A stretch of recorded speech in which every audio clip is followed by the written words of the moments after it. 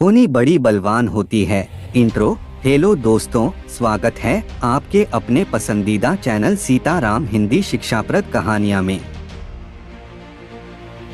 आज की कहानी है एक ऐसे साधारण किसान की जिसने अपने हौसले और मेहनत से किस्मत को भी बदल दिया। कहानी का नाम है होनी बड़ी बलवान होती है। तो चलिए शुरू करते हैं रामलाल के संघर्ष और सफलता की रोमांचक कहानी।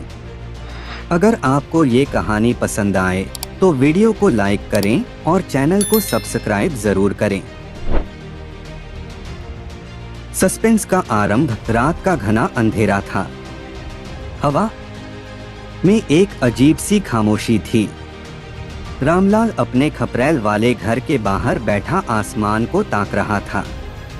उसकी आंखों से आंसू बह रहे थे, लेकिन दिल में अब भी उम्मीद की एक हल्की सी किरण थी। वह एक साधारण किसान था जिसने अपने पसीने से अपनी जमीन को उपजाऊ बनाया था। उसकी दुनिया उसकी पत्नी गीता और 2 बच्चे मोहन और सुमन थे। सब कुछ ठीक चल रहा था, लेकिन अचानक किस्मत ने ऐसा खेल खेला कि रामलाल की दुनिया जैसे उजड़ गई। संघर्ष की शुरुआत कुछ महीने पहले तक सब कुछ सही था। हर सुबह रामलाल अपने खेत में जाता और शाम को बच्चों की हंसी में खो जाता। लेकिन एक काली रात में सब बदल गया। आसमान गरज रहा था, तेज हवाएं चल रही थीं। अचानक एक भयानक तूफान आया जिसने उसकी मेहनत से उगाई सारी फसल को बर्बाद कर दिया। गांव के लोग सहमे हुए थे। रामलाल अपने खेत की मिट्टी को हाथ में लेकर देखता रहा, मानो उससे जवाब मांग रहा हो। यह ईश्वर की मर्जी है, उसने खुद से कहा। लेकिन यह सिर्फ शुरुआत थी। अगली फसल के समय जब उसने फिर से खेत तैयार किया तो इस बार सूखा पड़ गया। बारिश का कोई नामो निशान नहीं था। रामलाल के खेत बंजर हो गए।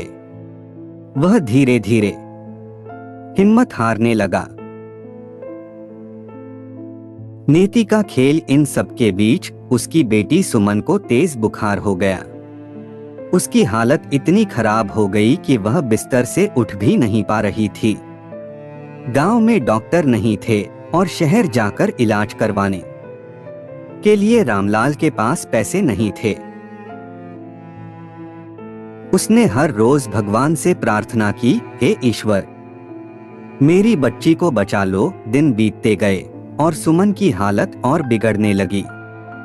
गांव के बुजुर्गों ने रामलाल को समझाया, बेटा, यह होनी का खेल है, इसे कोई नहीं बदल सकता। जो ईश्वर को मंजूर है वही होगा। क्या यह सच था?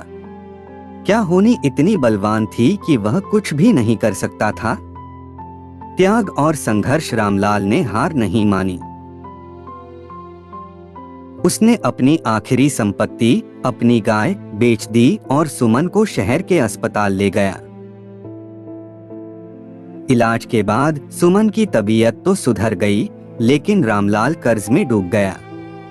अब घर में खाने तक का इंतजाम मुश्किल हो गया। एक रात रामलाल ने अपने दिल से कहा, अगर होनी मेरे खिलाफ है तो मुझे इसे बदलना होगा। मैं हार नहीं मानूंगा। नए रास्ते की तलाश। अगली सुबह रामलाल ने अपने परिवार को गांव में छोड़ा और शहर की ओर निकल पड़ा। वहां उसने छोटी मोटी मजदूरी करनी शुरू की। सुबह से शाम तक वह काम करता और जो भी कमा पाता वह अपने बच्चों की पढ़ाई और घर के खर्च के लिए भेज देता।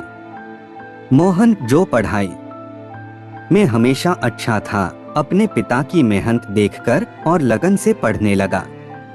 उसने एक प्रतिष्ठित कॉलेज में दाखिला ले लिया। समय ने ली करवट। कुछ सालों बाद मोहन ने अपनी पढ़ाई पूरी की और एक बड़ी कंपनी में नौकरी पाई। उसकी पहली सैलरी से उसने अपने पिता का सारा कर्ज चुका दिया।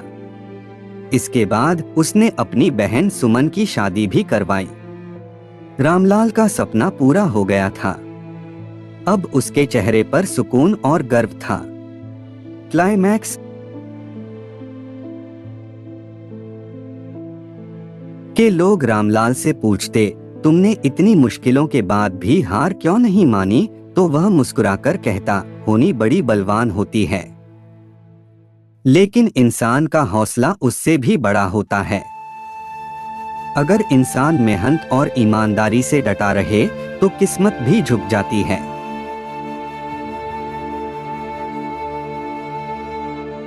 निष्कर्ष दोस्तों, यह कहानी हमें सिखाती है कि जीवन में चाहे कितनी भी कठिनाइयां आए, हमें कभी हार नहीं माननी चाहिए। होनी को बदला नहीं जा सकता, लेकिन हमारे संघर्ष और हमारे दृढ़ संकल्प से किसी भी मुश्किल को हराया जा सकता है। अगर आपको यह कहानी पसंद आई हो तो वीडियो को लाइक करें और अपने दोस्तों के साथ शेयर करें। और हाँ, चैनल को सब्सक्राइब करना न भूलें। मिलते हैं अगली कहानी के साथ। तब तक के लिए धन्यवाद।